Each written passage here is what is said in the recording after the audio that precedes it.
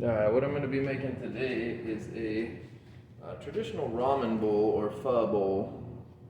They are slightly different, but there's so many similarities between the various styles of bowls. There's so many different styles of ramen bowls.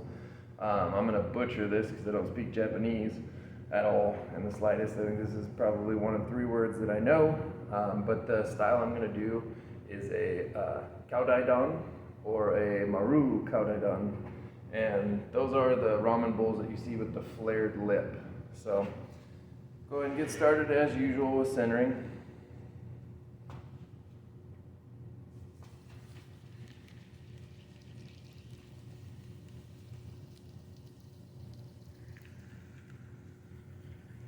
Okay. Cone it up a little bit, cone it down. So right now I'm starting with 3 pounds precisely. Ramen bowls are a little bit bigger. I hate to call it wasted space, but there is some space in ramen bowls that don't really get filled up because they're usually filled about like 5/8 of the way up. And then there's a little flared lip.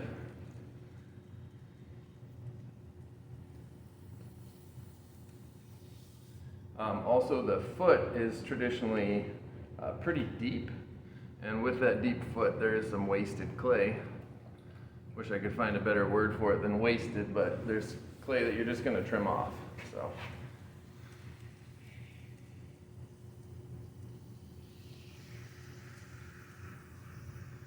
Okay. Clay I chose or weighed out is a little crispy on the outside. They let it sit here a little while, so it's a little hard. We're going to keep going. So now I'm going to open. When I open, I don't want to go too deep because I want about a 1/2 inch at least. Normally it's about a 1/4 inch for a foot on like a mug or whatever, smaller items I might be making.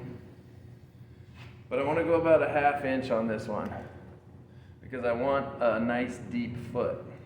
I'm going to do a vertical foot once I trim it, and I'll make a video of the trimming as well. But I take my needle tool, stab it all the way to the bat, slide my finger down to the clay. So we've got about that much, which is a little more than a 1/2 inch, which I'm okay with. I'd rather have too much than too little.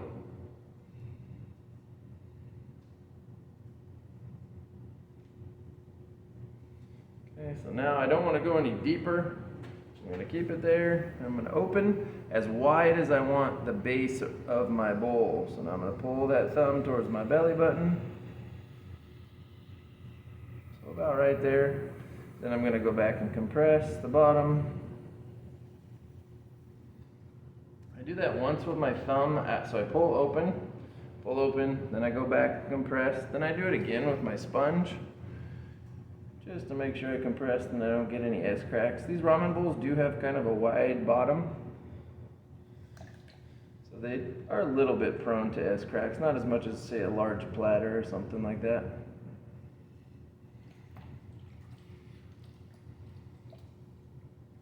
Okay, if it's slightly off, I would throw this, to be honest, but if it's a little wobbly, you want to make sure that you recenter. And when I throw, I like a higher wall before I pull up. I'm going to create that.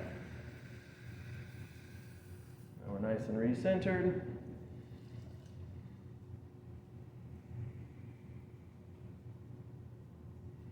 So now I'm ready to pull. So right now I'm at full speed for centering. I like to slow down just a little bit, about mid-range speed for pulling, especially something that's going to come out this wide. So first pull, I'm not only going to do a regular pull, but I'm also going to do a crab claw in the background. So my thumb and ring finger are going to pull, and then my middle and pointer here.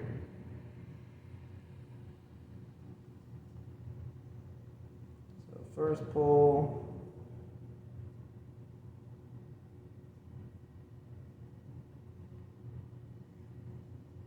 Compress my lip, especially after I raised my ring finger on the outside there, just kind of bit the lip, but it's not a big deal. Okay, so next pull.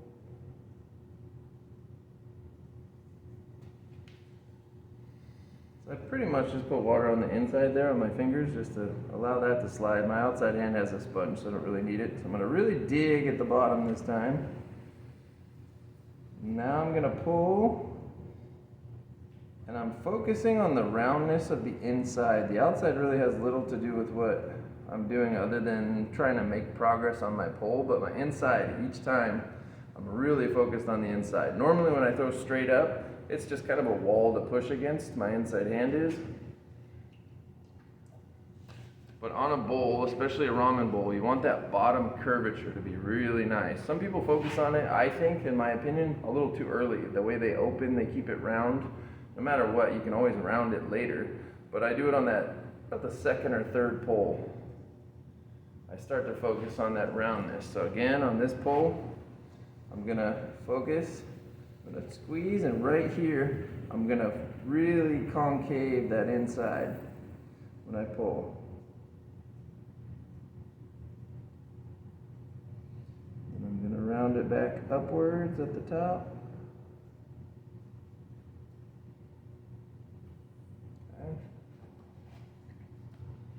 I want to get some of that water out of the inside, so you'll notice I switch sponges back and forth. The other one's a throwing sponge, which I like. I like the throwing sponges because they're thinner and you get more of a feel. Okay, so I'm not even done with this just yet, but I'll give you a view of the inside real quick. It might get a little shaky in the video. But you can see the concave, it's nice and round, and it's not even finished yet. But nice and round from the inside hand focus.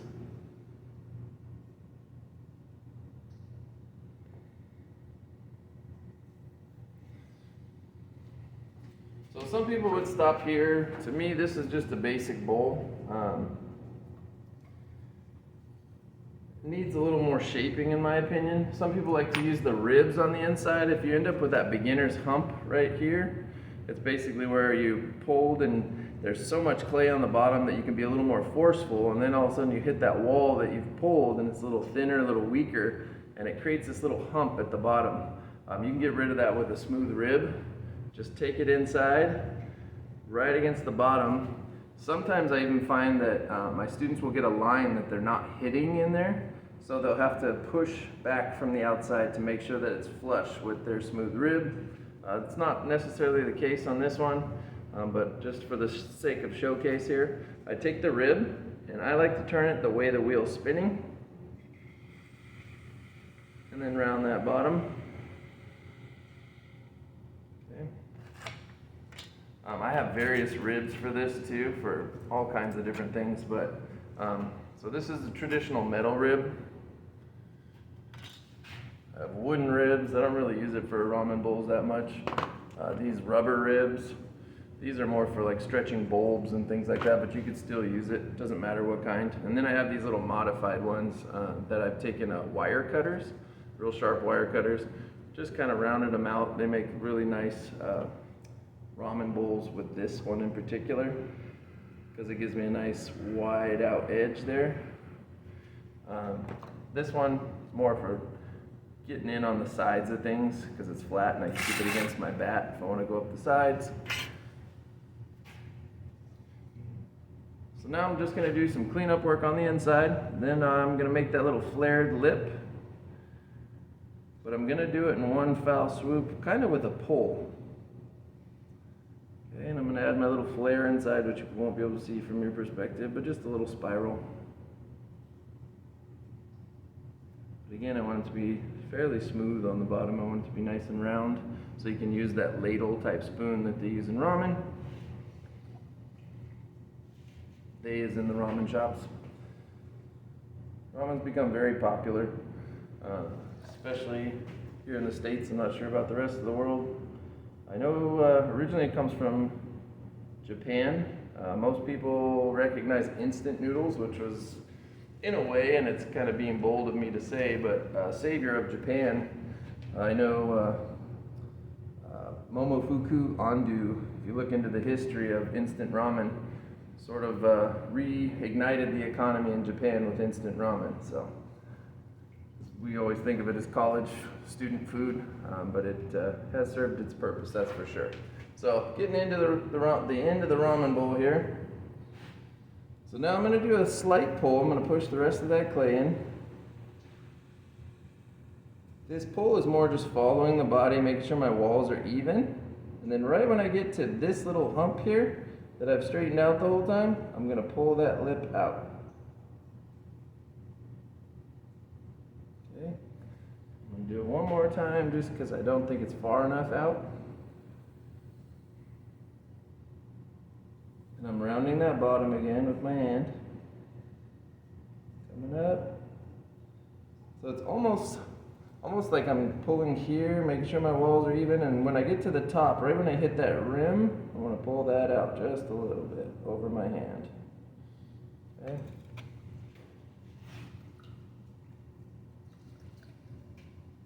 So the Kaudaidon, or Maru Kaudaidon, sorry,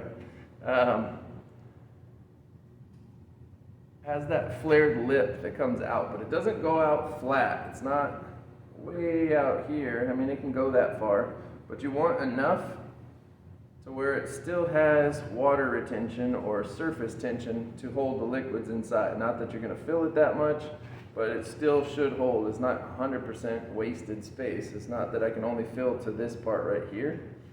I could still fill out here if I needed to. So now I'm just going back, making sure I fix that wall. Scraping my smooth rib on the inside, make sure there's no lines. If there's any lines left when I put the rib down, that means that part isn't touching the rib. So you get a slight little line right there, right here. So I'm going to hold the rib, again, the way the wheel's spinning, that round part in the bottom. I'm going to push that wall until that line goes away right there. So now we're nice and clean. It's manicuring, pedicuring time. And I'm real soft once I get to this point because I've already aligned everything or machined everything with the rib. Get some of those slip trails off, some of the slight throwing lines. I like some throwing lines, just shows you that it's not a slip cast mold. I use the popsicle stick side. Sometimes you can still get in there with the blade side of your modeling tool, but I like to scrape here, and I turn the tool to where any clay that comes up will either flow into my tray or at least off my pot, even if it sticks to my modeling tool, which it usually does. Some people have special tools for this, little hooks and things like that. I think I have one somewhere around here. But it's not necessary. Modeling tool works just fine. I also like to make a little line for my cutting wire. So I just slide that right at the bottom. And a lot of the shape of a ramen bowl comes from the trimming. So the basics on a ramen bowl is just to make sure you get that nice flush or fluid rounded inside. So it's nice and round on the bottom, then it comes up flowingly, and then comes out on that flared lip there. So that's the ramen bowl. Enjoy.